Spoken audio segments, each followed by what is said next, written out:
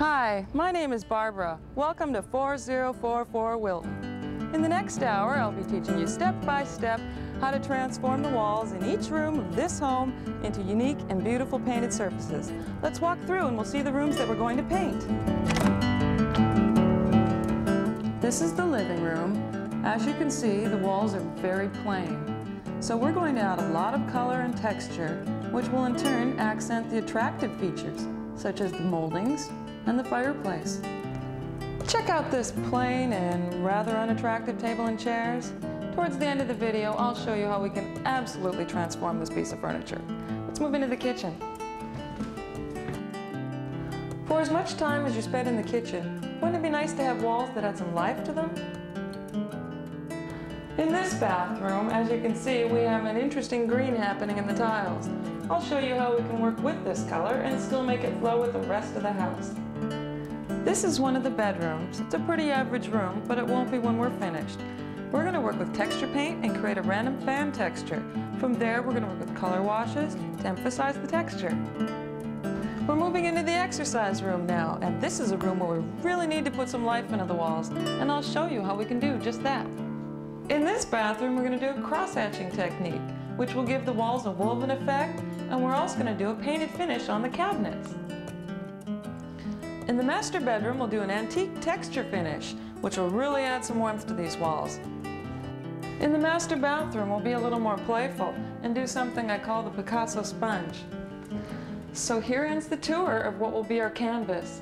Okay, let's put on our paint clothes and have some fun.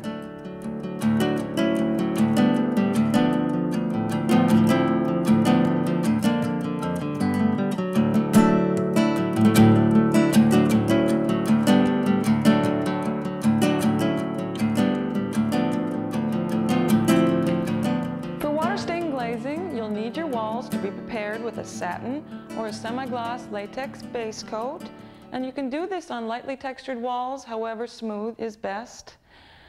And the materials for this technique, you'll need a large flat sponge like a tile sponge, you'll need 3-inch brushes, flat water-based paint, water-based glaze, and a variety of masking materials, 1- and 2-inch tape, paper tape, and a masking wheel would be great.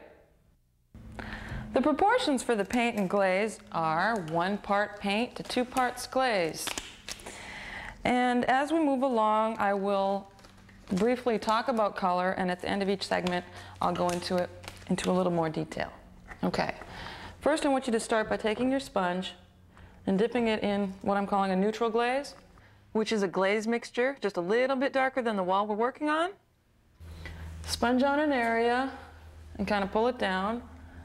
Then I want you to take one of our 2 dark colors and just brush in a little area, and then take your sponge and pull it down and kind of work a large area. Put in a little more, work this color down.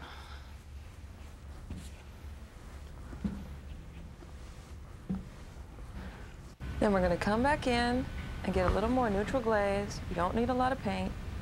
And the sponge on a large area and pull it down. So you can see I'm using circular motions. I'm trying to get rid of any brush-like marks. And once you get an area, you know, about 2 feet wide or so, I want you to come down off the ladder, put it to the side,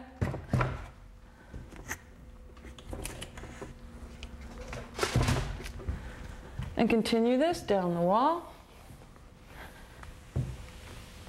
With water staining, I want you to work full vertical pattern on the wall. Brush in a little bit of the dark color.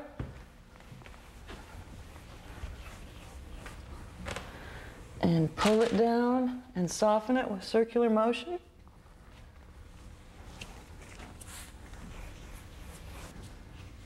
Now we're going to do 2 coats with this, and that's how we're going to build the color. Don't expect to get the intensity that you want in the first coat. Again, move off your ladder and continue this process all the way around the room. Just make sure that you get some paint over all of the wall, and don't be too concerned that this isn't looking exactly how you want it yet, because we'll get there with the second coat. But there's something I want you to pay attention to, and that is edges and corners.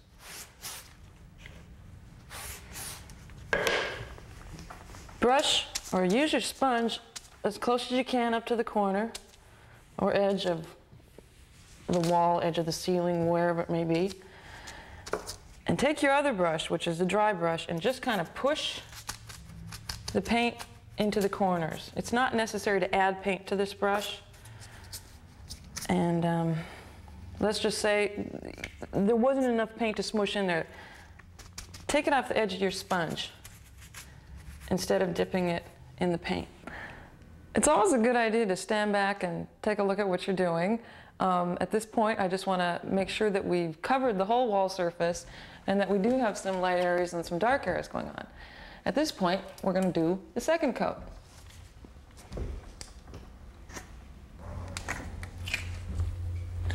We're going to apply the second coat just like the first coat, except maybe we're going to add just a little bit more color. We're going to use it a little heavier. Okay.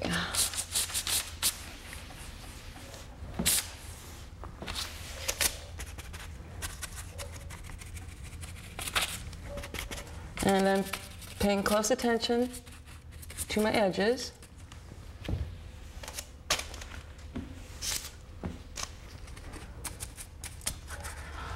Okay, at this point, I do want to show you how we can create a really, really heavy line. We have that paint. It's still not dry. I'm going to kind of pull it tight, and then I'm going to just, you can see I'm just patting the sponge over, and there's not a lot of paint there. Pull this side back and soften it. I don't want that little mark there. Maybe draw on the other side of it.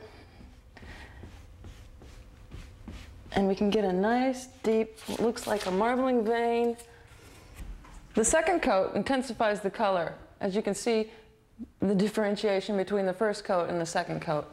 What it also does is it really refines the finish and softens the whole look. You might not be able to see some of these subtleties in the video, but you will when you do this at home. Okay, let's move on. We'll just keep working.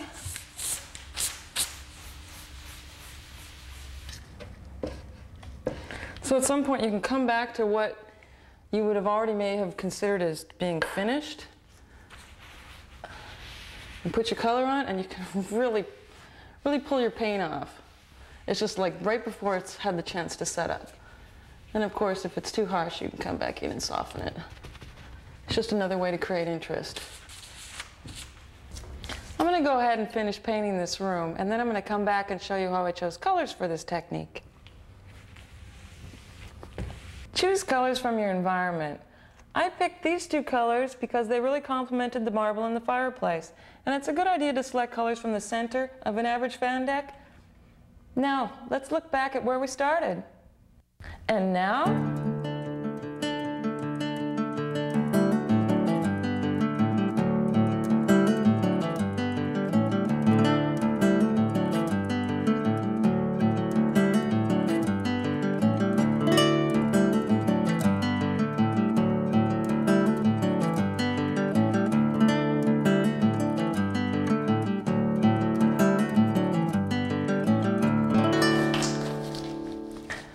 the surface preparation and the materials for this technique are the same as they were in the last. Okay, let's get started. We're going to dip our small brush into our glaze and just dab a little bit on the wall. And we're going to take our tile sponge and rub it out. Just try and gently rub it out. We want to try to diminish anything that might look like brush marks. If you have, you can pat things out. And then go back in with just a little bit of paint. It's easier to add paint. So just start with a little bit and sponge it best you can into the corner. Remember, take your edging brush and just push the color in.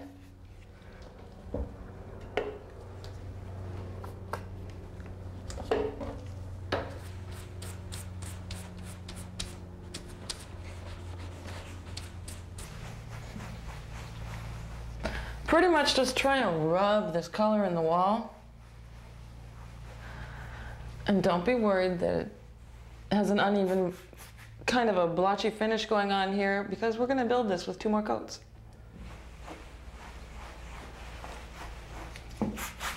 This is about how your wall should look with the first coat. And now, to do the second coat, we'll pretty much work the same way, except I also want to add a white glaze.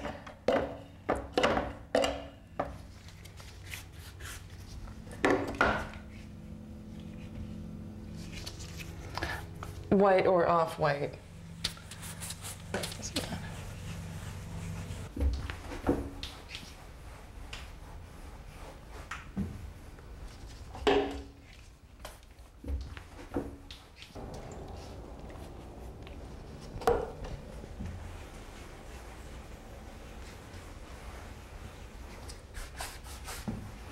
So work pretty much the same way, except we're going to be blending the 2 colors together.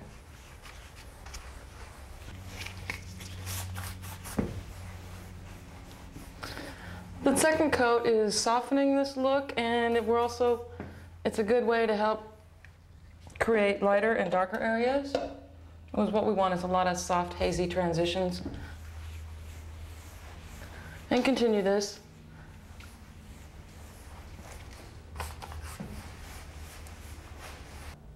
Having finished the second coat, we're ready to move on to the third. When you're working with colors that are really this deep, you need to build a lot of layers so we can have a softer finish in the end. So for the third coat, I want you to take both the dark color and the lightest color, or the white, and mix them together. And go ahead and do as we just did. I really want you to emphasize putting this color into the corners. It's a much more effective look in the end when we have solid, heavy color in the edges.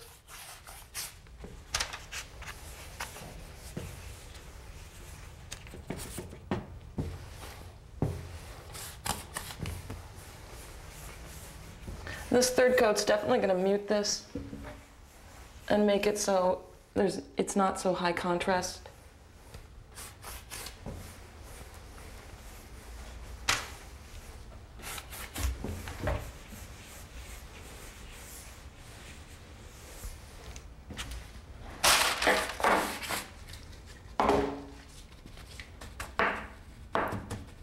And when you get into corners like this, and you're brushing a lot of paint in there, you can kind of just dab your brush to soften out the brush marks. As you can see, with the third coat on the right, this is a lot softer, and the transitions between light and dark are reduced. And this is what happens when you build your color with layers. And remember that with third coat, we did mix 50-50 of the dark color with the light color. At this point, we can leave the walls the way they are, or we can move on and make them a little more casual. And we'll do that by adding what I call angel prints. Okay, and to do this, what we'll need is a tape measure and some white chalk. That'll be great. And what we're going to do is take our main space and measure it out along the floor. And I see that we have about 8 feet. So let's make these 1 foot width. So we'll mark out 1 foot along the floor. The next thing I want you to do is take a roll of tape and lay it out along the floor next to your tape measure and mark out a spot every 1 foot or 12 inches. After you have that done, take your tape roll and use the bottom of it like a weight and balance it over your first 1 foot mark. Then we're going to hold it at the top of the wall. We know the wall is 8 feet. And we're going to stagger these. We're going to mark out every other foot with a little white mark.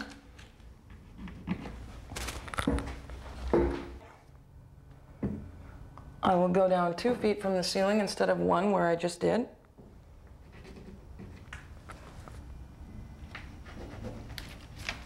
The next thing I want you to do is take a small rag and get it damp, not wet, just damp, and wring it out really good. And then I want you to dip it in your darkest color and squeeze out the paint. You're gonna get this all over your hands. I don't want this real saturated, I just want it nicely covered with paint. Then, take your rag, kind of make a fun little shape and go like that. It's quite easy, but don't be repetitive. In other words, if I go this angle, don't do that again. Just make them all a little bit irregular and mark over the white spots. And as for the white spots, you can simply wipe them off after your angel prints are dry. And as for the color in this room, it's a good idea to choose a color 1 step darker than what you actually want. In this case, I chose this color, and as you can see, the walls are lighter. And now let's look back to how the room used to look.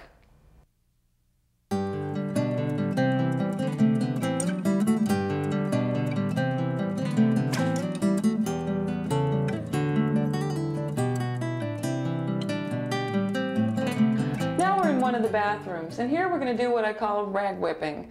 And you can do this on any textured wall surface, and if you omit the first step, you can do it on a wall that has a flat finish.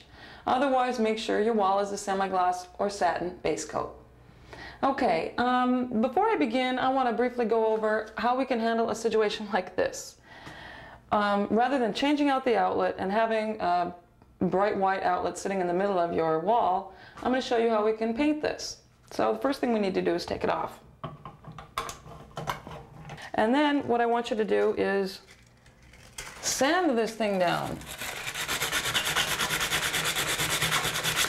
Never, ever sand an outlet with any flammable materials in the room. You have a blank plate on the wall. It's easiest just to leave it on and sand it.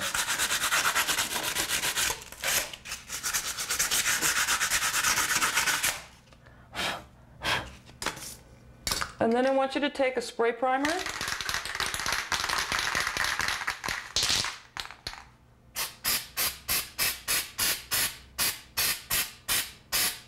gently spray the outlet, the plate cover. And now when you do the outlet, do this really gently, just 1 or 2 sprays. If you get paint inside there, your outlet's not going to work. And then of course spray the paint plate cover too. I've found the tile color and I mixed 1 part flat paint, 2 parts glaze. And now I'm going to glaze the walls just like we did in the first step of the kitchen.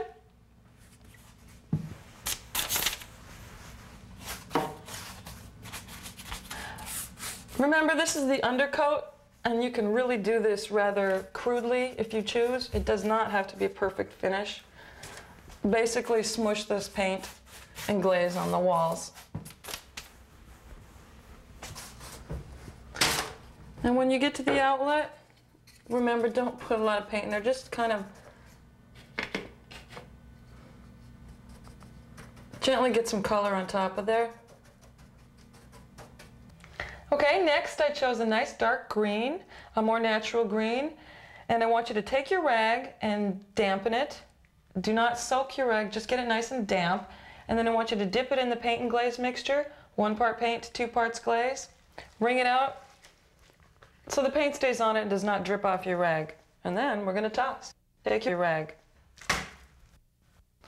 and just whip it randomly.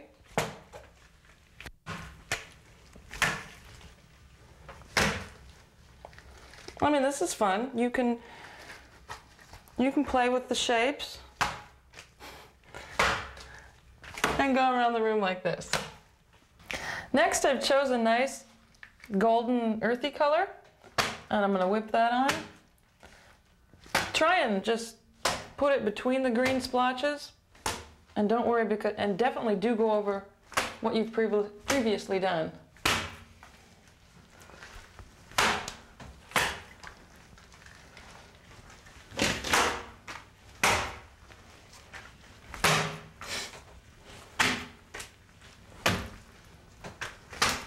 For this technique, you can use any colors you choose.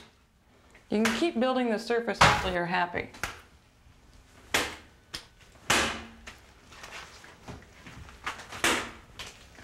And I do recommend that you do use 1 part paint to 2 parts glaze. However, you can do this technique with just straight paint. It just doesn't lay out as good, in my opinion. Now I want to begin and start to tone down the wall. I chose a color that really works with the lightest tile in here. Take my rag, squeeze it out. As you can see, I'm using actually a pretty large rag for this. And with the final coat, I do want it to be a little more opaque, so I used 50% glaze to 50% paint.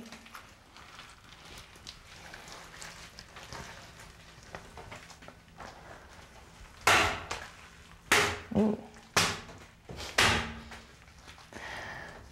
Take this color and really keep whipping it on until, in big random fashion,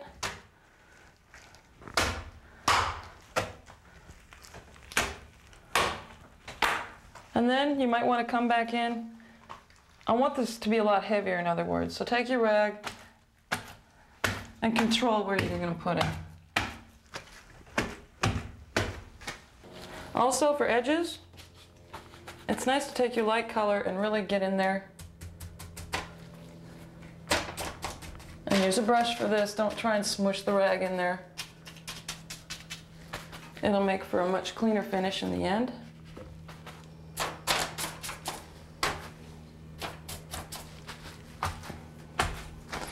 Doesn't this look nice to have your outlets painted? And looking back to how the bathroom was,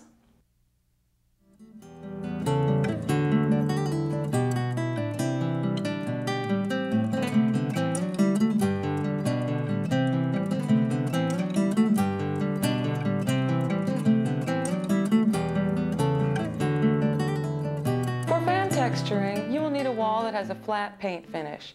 Any shiny surface should be sanded and primed before you can texture paint. You can also do this on a lightly textured wall, however smooth is best. And the materials you will need are a trough, a 10-inch drywall knife, 2 tile sponges, and 2 4-inch brushes, flat latex paint, and of course texture paint. This process is very messy, so it's important to use an old drop cloth or possibly one that's disposable.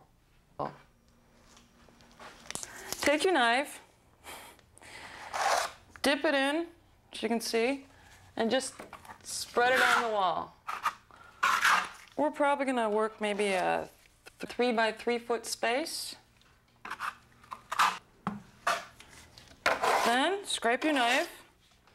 Set your trough down, and we're going to create some fans.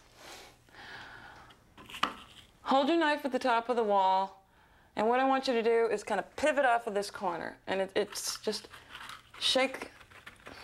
I'm shifting my wrist, and I'm holding it firm in one corner, and then just kind of pull it out. Do this again in another spot.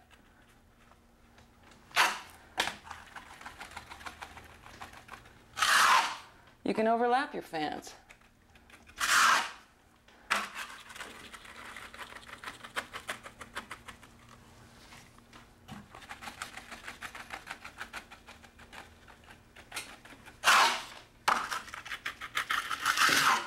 Okay, now let's move on to another 3 by 3 foot area. When you're doing your fans, hold the knife level on the surface, and I want you just to jump, but you're pivoting from one corner. Here's what not to do. Hold the knife, and if you make the knife lift off the wall, you're going to get that, and we don't want that. But you say if you did something you didn't like, you can just wipe it out. Do it again. It's kind of like shifting your wrist and jumping, but you're keeping the knife on the wall at all times.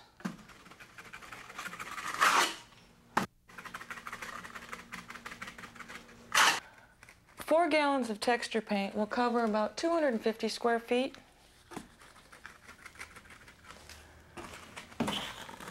This is also an excellent finish to do over your walls if you have a lot of holes in them or cracks in your walls, it'll cover it up. It'll cover up uneven walls, wavy walls.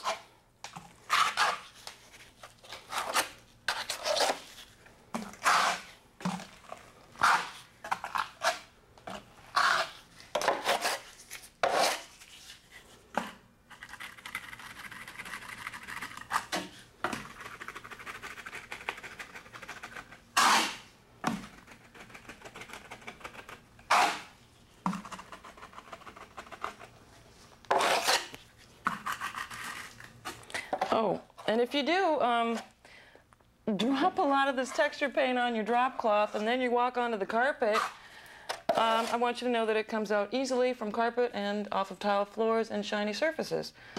So it's very messy, but it's easy to clean up.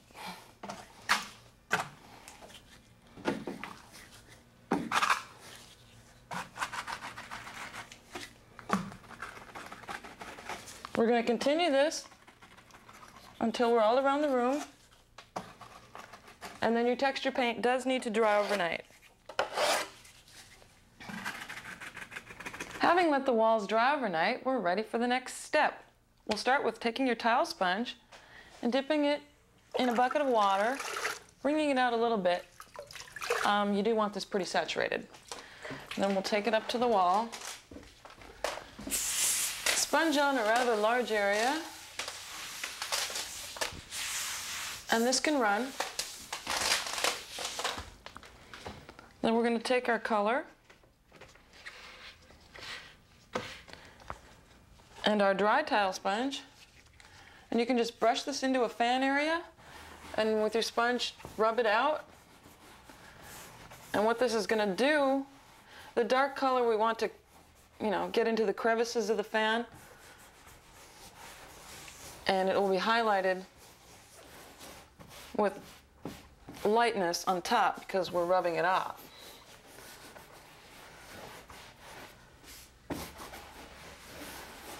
Okay, when you're doing this, at some point it might get a little thick where it was dry.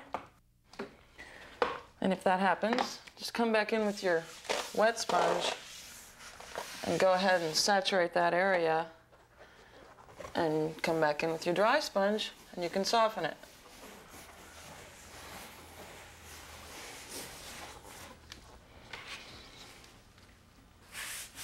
Always try to brush the color into the edges. It really makes a difference in your final product.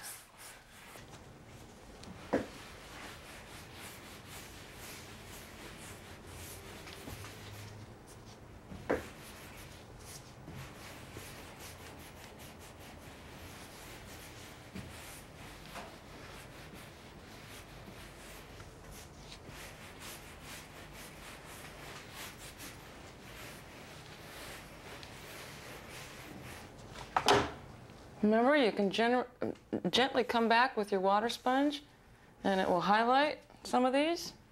Catch it before it runs and soften with your other sponge.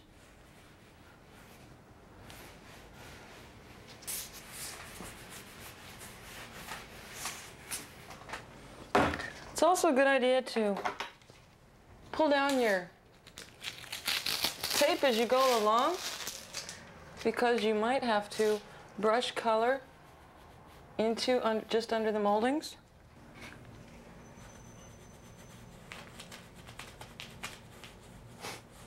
And if you get too much color, come back in with your water sponge and you can just pull it right back off. After you've completed the wall, stand back and check to see if there might be some dark spots you want to lighten up. And you can still do this by using your water sponge. And you can still wash off some of the color and lighten it up. And if you go too light, you can always come back in with your darker color. Another way we can draw highlights on this wall is by taking another brush, and what we're going to do is dry brush. In other words, put some paint on here, but really wipe it off. You can always add more paint. It's easier to work with less paint. Okay, so we've got a very dry brush. Take it and go across the fan, and you can see that this really highlights an area, and you can spread this out. I'm just going gently over the top, and there's not a lot of paint on this brush. For the color in this room, I chose pretty much a muddier version of what's happening with the wall trim. If I would have actually worked with this color, the wall finish might have been just a little too bright. And looking back to how the room was, and now,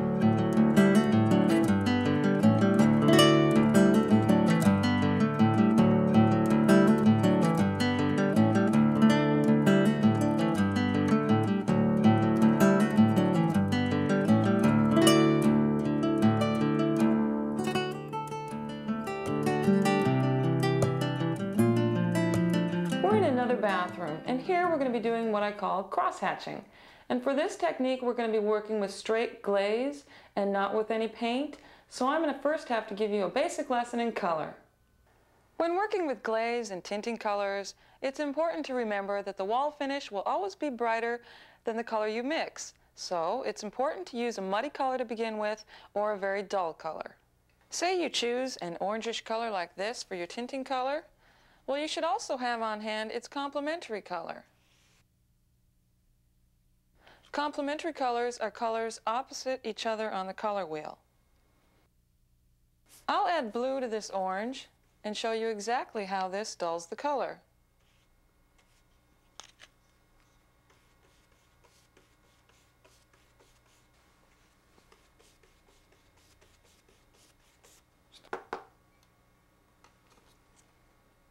You can also add white to change a color's tint or lighten the color.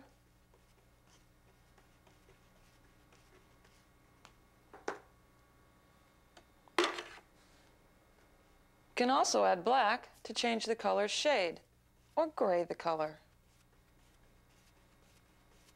Or you can simply start with a muddy color. For this demonstration, I'm going to work with straight burnt umber, which is a dark reddish brown.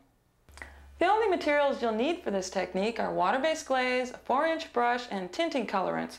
You can either buy a 16 full-ounce bottle, which is only necessary if you're in the business or you do this an awful lot, or you can simply buy a 1 1/2 ounce tube. Okay, let's mix some color.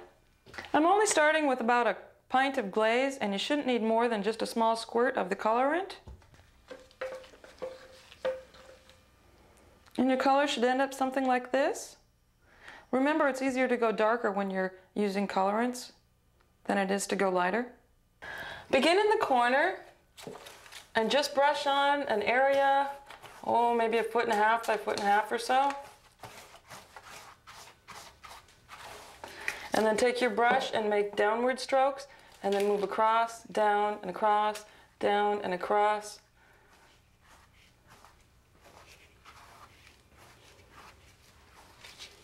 Piece of cake.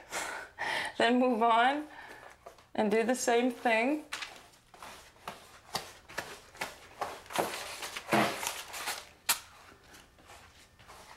Down and across, down and across. Okay, after you've done an area and you're coming back to another area where you might have been a while back and it's begun to set up, it's very important that you be careful not to go over what you've already done if it's already started to set up. So take your brush and brush up to it.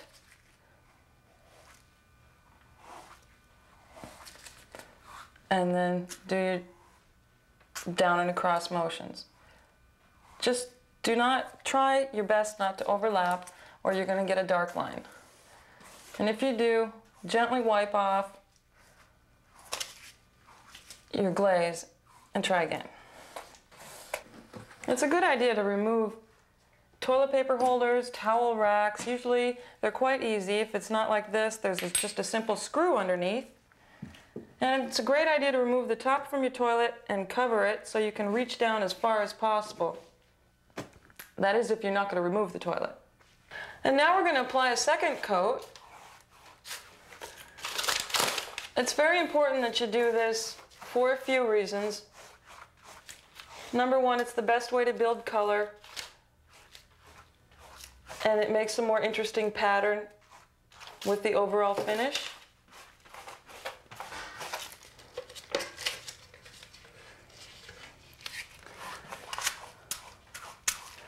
And when you come to an area like this or this, where there still might be what seems like a seam mark from where we stopped and started with the last coat, it's important that you just go over it this time and do not stop in the same place.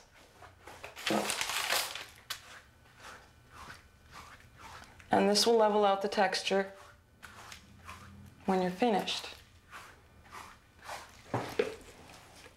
I'm going to go ahead and finish the walls, and then we'll move on to the cabinets.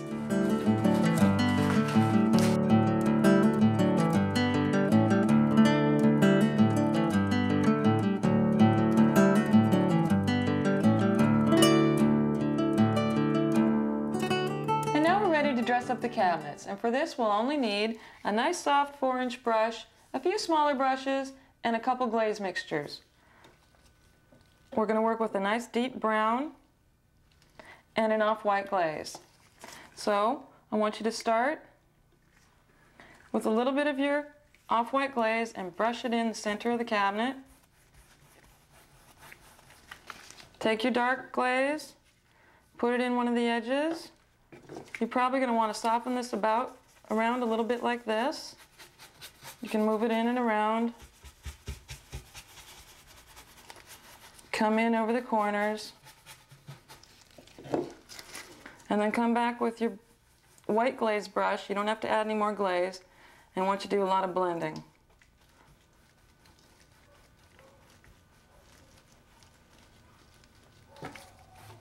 You're going to go over the edges. Really, really soft strokes.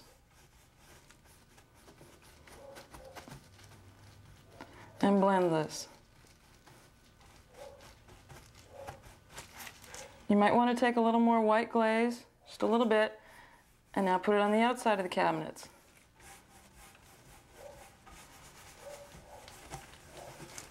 And just soft circular motions.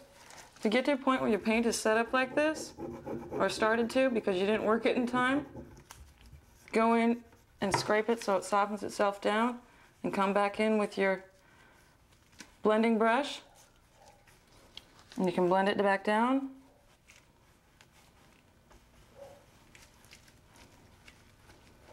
Start with small amounts of color first. Okay, then we're going to repeat this on the top. Now this door has a little less detail, but we can still give it this effect. Rub in your white glaze or off-white glaze in the middle. Come back in with a little bit of the dark color on the edges. Take your other brush and smush it around.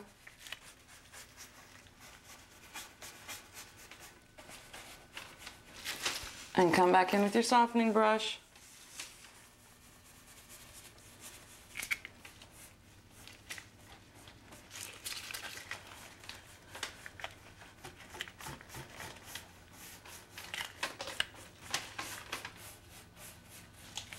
It's okay if it gets a little dark in the center, because we can always come back in with more white after this is dried a little bit.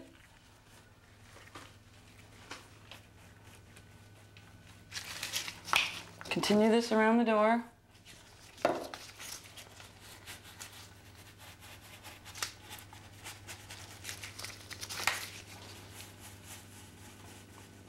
Soft swirly motions with your softening brush.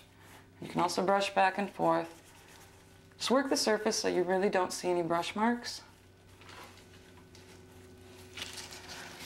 Okay, and don't forget behind your cabinet doors. You might want to make that something of just a little bit of a mid-tone.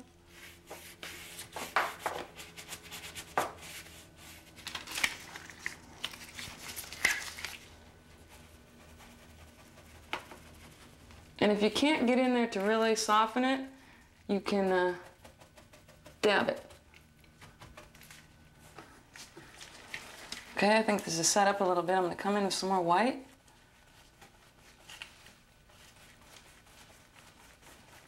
And really make it look like it's just glowing from the center.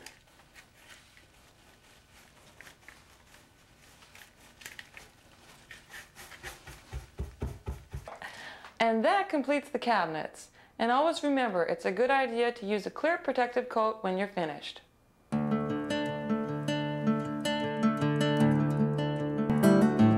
This is the exercise room, and I'll be doing abstract brushing. First of all, the materials that we need are simple. We need 4-inch brushes and water-based paint. I'll be working with 5 different colors, and I'm going to start with the darkest colors first. Dip your brush in the paint.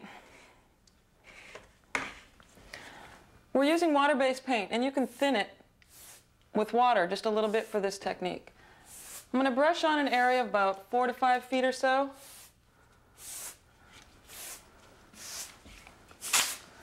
With one color. Come in with another.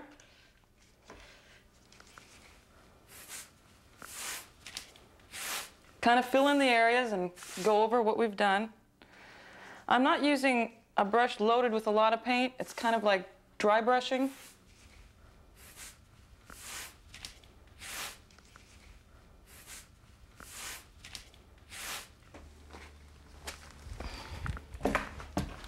Now I'm going to get some lighter colors.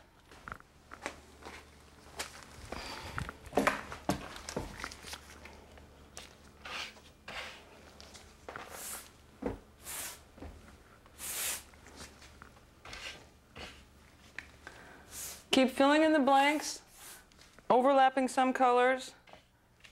Follow the line with a few of them.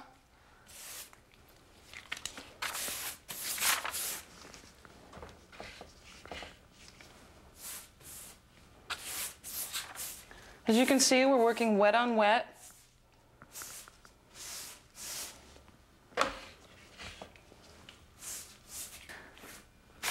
Now I'm working with the lightest color. And I'm going to keep brushing this on until I feel the area is finished. Basically, you have enough blending and your areas have all been covered.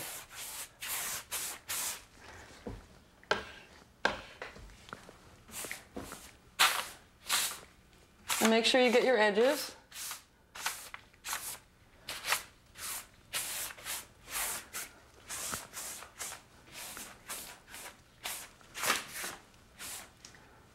Okay, now I'm going to move on to another 4 by 5 foot area. Even if you don't feel this is quite complete, we can come back to it at the end. You'll understand more once we cover a little more space.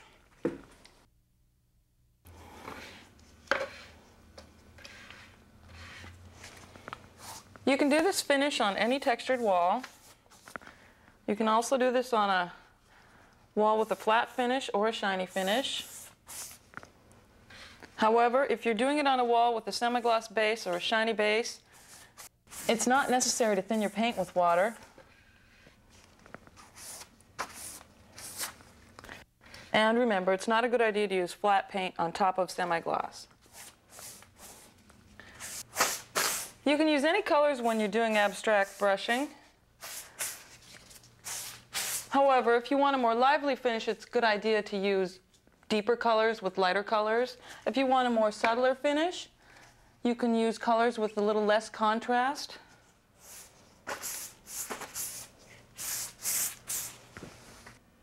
After you've completed a full wall, it's a good idea to stand back and take a look, because you might want to come back in and either darken or lighten some areas. And from there, we can add a little accent. And what I'm going to do is take another creamy color, and I have semi-gloss paint. And since this wall is all flat, I'm going to add the semi-gloss for added interest.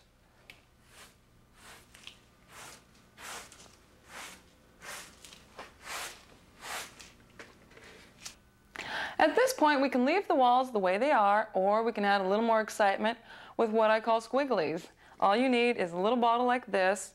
You can use a Honey Bear bottle or anything you might have laying around. Just make sure it has a small opening, and fill it with paint. Also, make sure your paint has not been thinned. And you take your bottle, make sure we have paint in the tip, and we're just going to draw on a squiggly. And do this randomly around the wall. After we've gone around with the brown squigglies, we can add another color, and this time I'm just going to do a simple arc or a curved line.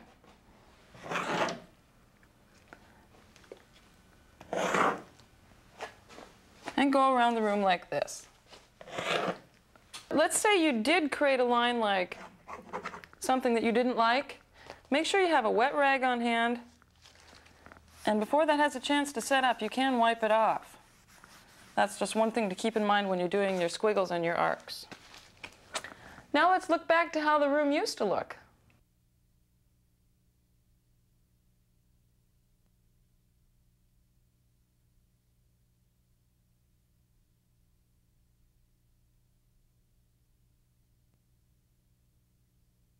The materials we're using for this finish in the master bedroom are the same as the ones we used for fan texturing. You'll need a trough with texture paint, you need a 10-inch taping knife, and a smaller putty knife. We'll begin by spreading on an area maybe 3 feet by 3 feet or so.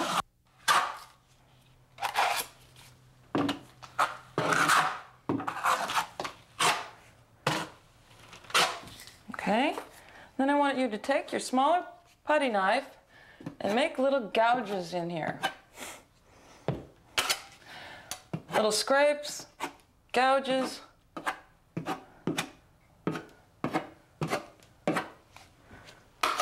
And then scrape off your knife.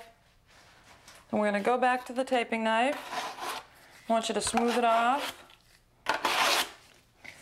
Do one quick brush and smooth out over where we made the gouges. It's probably a good idea to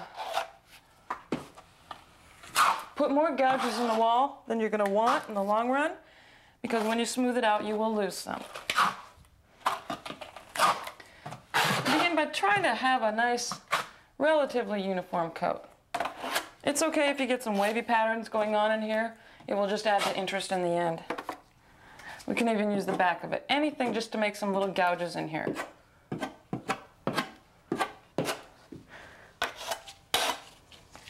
And this is what's going to grab the color in the end. Again, take your knife and just soften over it. If you press too hard, of course, you're going to lose them, like that. So just be kind of gentle. And it's a good idea to scrape your knife between each time you go over the wall. You can do this finish over lightly textured walls, preferably smooth walls. And it's important that you do this over a flat finish versus anything with a sheen. Again, if it's a shiny surface, you must sand it down and prime it before you can texture paint.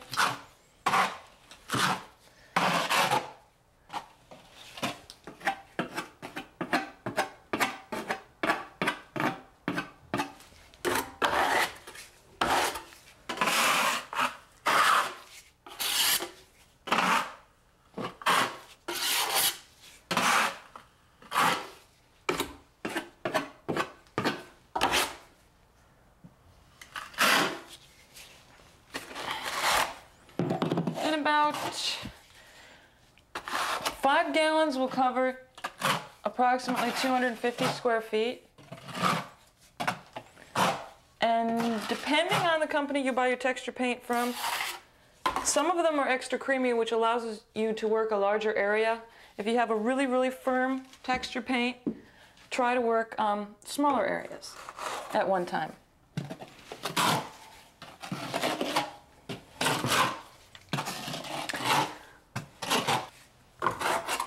I'm going to go ahead and finish the room, and then we're going to allow the texture paint to dry overnight before we come in with our color tomorrow.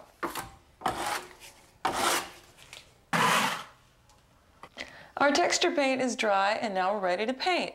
We'll start by taking a sponge, saturated with water. We're going to go up and wet about a relatively large area, maybe 3 by 4 feet, 3 by 5 feet.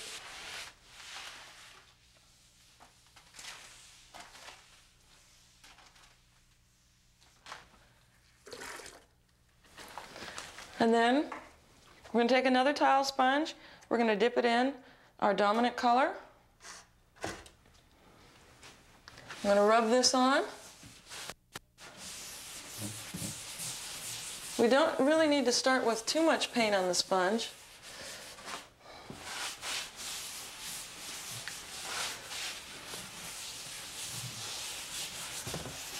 And then we're working with two very dark colors,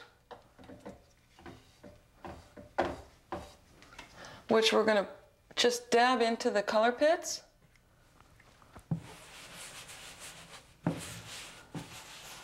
And soften it out.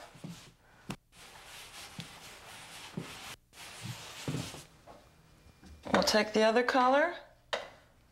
You just need a small brush for this.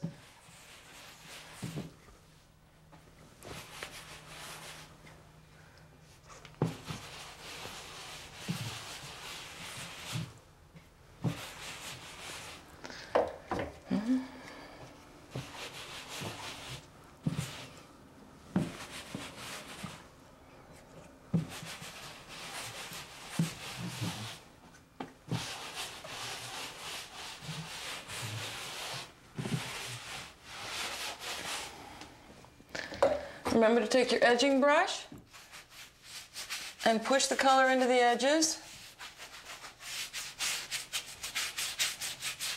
When you're working with the water, you can also come back in with your knife and scrape off any relief areas you might have. And continue. And if anything starts to set up before you've had a chance to work it, like up in this area, you can come back in with your water sponge and pull off the color that was there.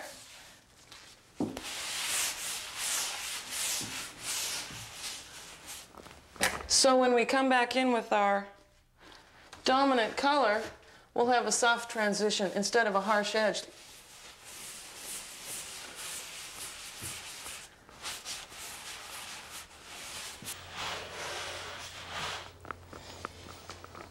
We've finished with another room, and before we move on, I briefly want to go over how I chose the colors. For the dominant color, I picked this. It's a good idea to use a rather neutral color when you're doing the color washing. And for the color pits, go ahead and pick colors with a little more intensity. I chose these two. And now let's look back to how the room used to look.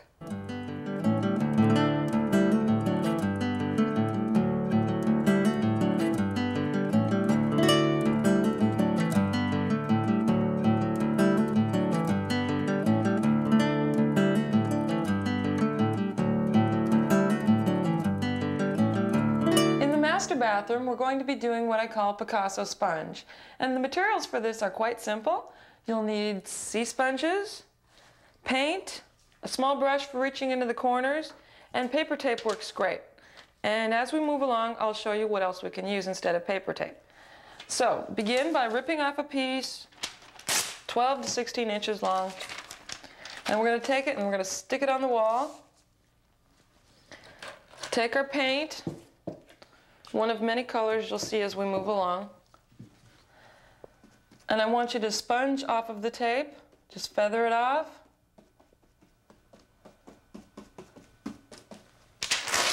And we make a nice harsh edge. Take your tape, stick it somewhere else. And do the same thing. We're going to move around the whole room like this. At this point, you can get a relative idea of the spacing for the first color. And now we're ready to move on to the next. Rip off another piece of tape.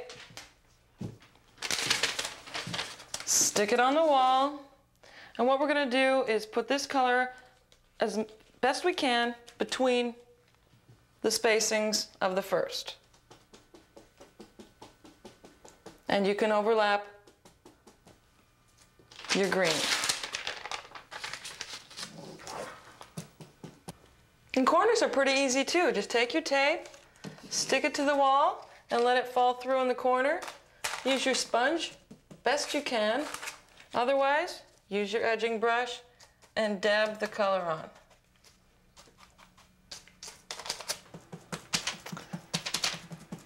Now I'm working with the third color, and this is another dark color.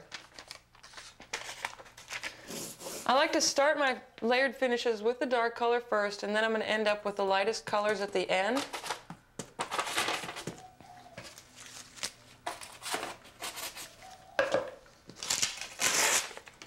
And one of the reasons for that is the base coat on this wall is rather light, and when I come back in with my light colors at the end, it's going to help soften the finish.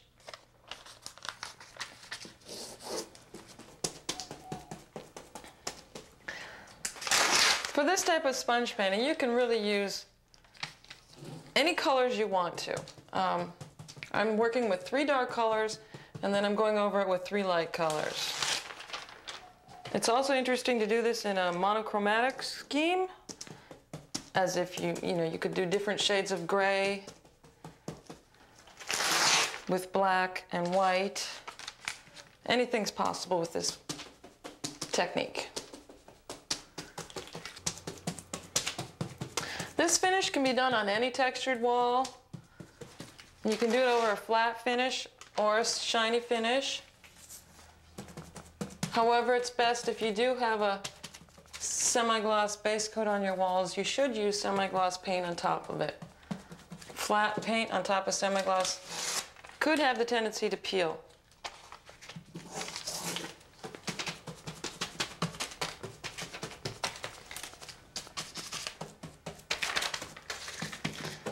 And usually when you go around the room with one color and you come back and you're ready to do the second color, the first color should be dried.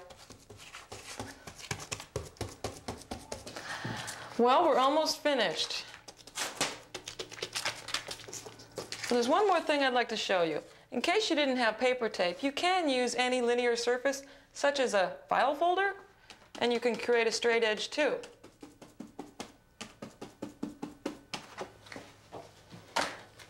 And at the end, it's also a good idea to stand back, and you can come back in and just hit any bare spots with the sponge.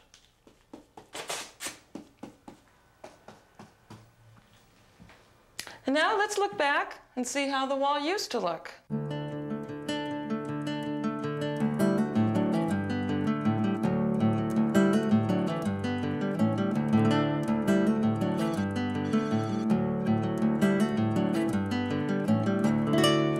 And finally, the table and chairs. I'll show you how we can give this a distressed paint finish and make it interesting.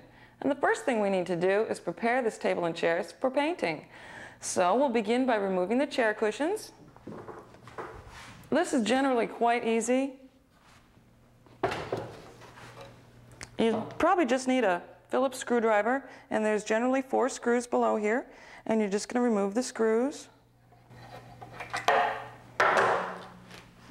And the chair should remove easily. It's definitely time to replace this. The next thing we need to do is sand down the table and chairs so we have a nice dull finish, and then we're going to wash it down to remove any dust and grease, and we'll be ready for priming.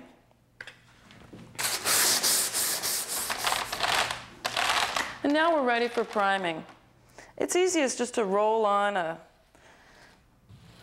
primer. It's best to use oil-based when you're working with furniture, an oil-based, good oil-based primer.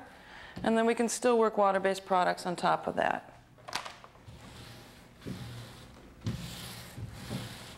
You might find it easiest to spray prime your chairs.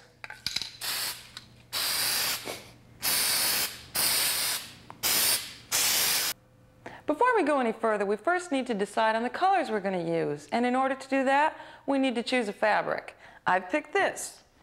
And I've decided that I want green in the table and the chairs, but I don't want it to be the most dominant color, so we'll use that for the base coat. And I've just picked a nice dark green that goes somewhat with the fabric. And we'll go ahead and base coat the table and chairs.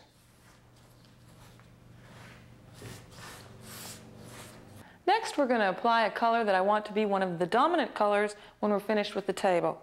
And I'm going to work with this tone, the lightest tone in the fabric. Again, we're going to use semi-gloss paint. You don't have to paint this uniform. Let the green show through. Paint in one general direction as if you were going with the grain of the wood. As your paint starts to set up, or is almost dry except in spots, come back in with a wet sponge and just peel the paint off as it's trying to dry. You can actually apply a lot of pressure.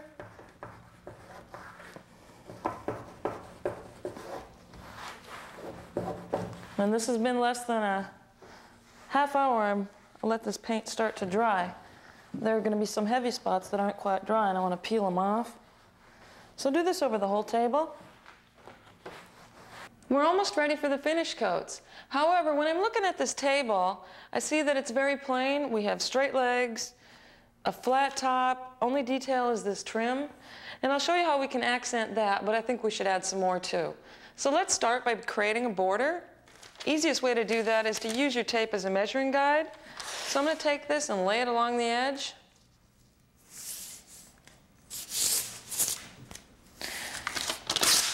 And I'm going to do this all the way around the table. And since we're dealing with a leaf, let's not go over the seam. Rather, let's use two separate pieces of tape. Put it along here and let's tuck it down. Now that we've masked out the border, I think we need something in the center of the table. So I'm going to go back to the fabric, and I can see that we do have diamonds and triangles in here, so I think we'll put a diamond in the center of the table. And there's an easy way to do that. First, start by estimating the size that we want the diamond. So I'm going to play with just some tape and feel out possibly what size we might want.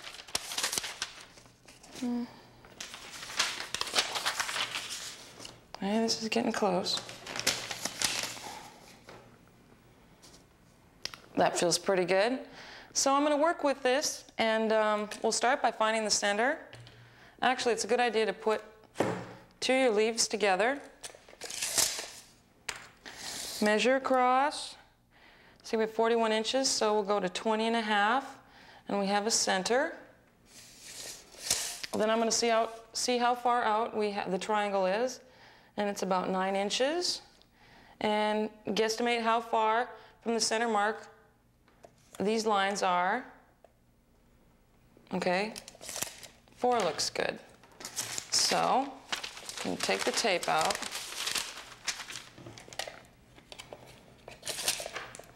Come back in, I'm going to measure out 9 inches. Make a mark. You might as well come back in from the long way just to make sure you have it in the center. Perfect. Okay, we're going to come out 4 inches, as I mentioned, from the center on either side. Make a mark on the table. Great. Now we can come back to our tape and connect our marks.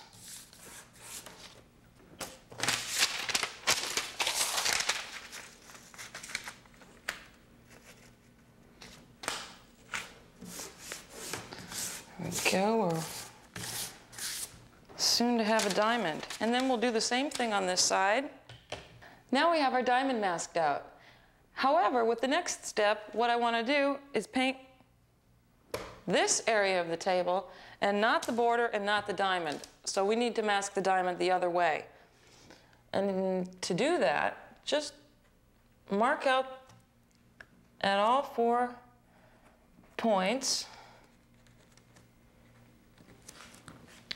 with your pencil, and then we can simply remove the tape,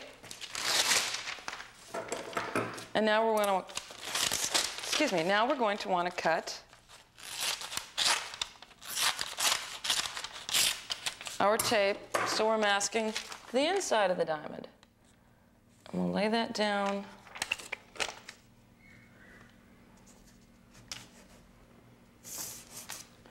Perfect.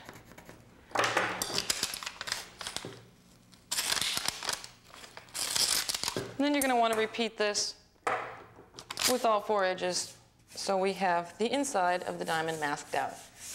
Now that we've masked out the inside of the diamond, we can begin painting. And I've chosen a nice deep brown from the fabric. And I've mixed this with glaze. This is our standard glaze recipe of 1 part flat paint, 2 parts glaze. And we're going to take this and just paint out the table. And again, you don't have to do this perfectly, since we are going to be distressing the paint as if it had been peeling off. Now that our paint is dried, we can go ahead and start sanding. And remember, go with the direction that you put the paint on.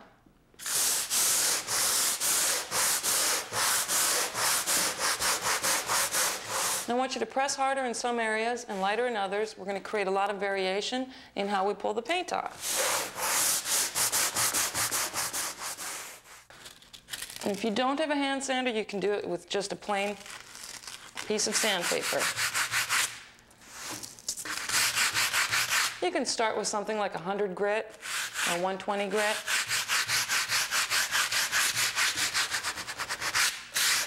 And let's really make this table look like it's weathered. At this point, I do like to come back in with our brown paint, and this time just use the straight paint without the glaze. We're going to come in and just darken up some spots. Not everywhere. We want to leave the nice bright white areas and the green areas. However, we need to make some of these brown areas more opaque, darker. And then, after we're finished with this, we can remove the masking. With the masking off, we're now ready to repeat the same process on the outside perimeter as we did in the center of this table. However, this time we're going to use a different color.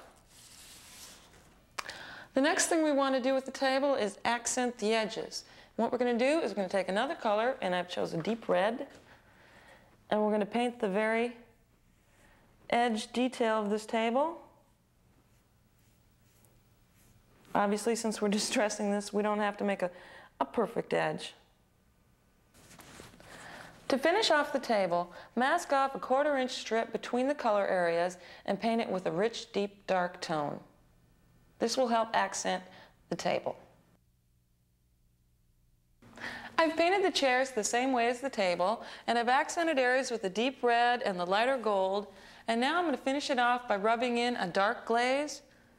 This is a very deep brown, mixed the 1 part paint, the 2 parts glaze, and I just want you to brush it on and rub it in, and this will give it a nice antique look.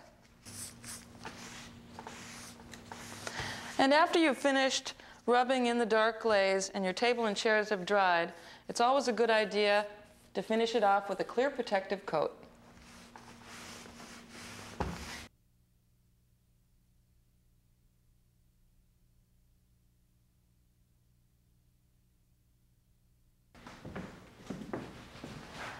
I want to thank you for viewing these techniques and watching the transformation of the walls in this home, and I hope this has inspired you to create your own faux fun finishes in your home.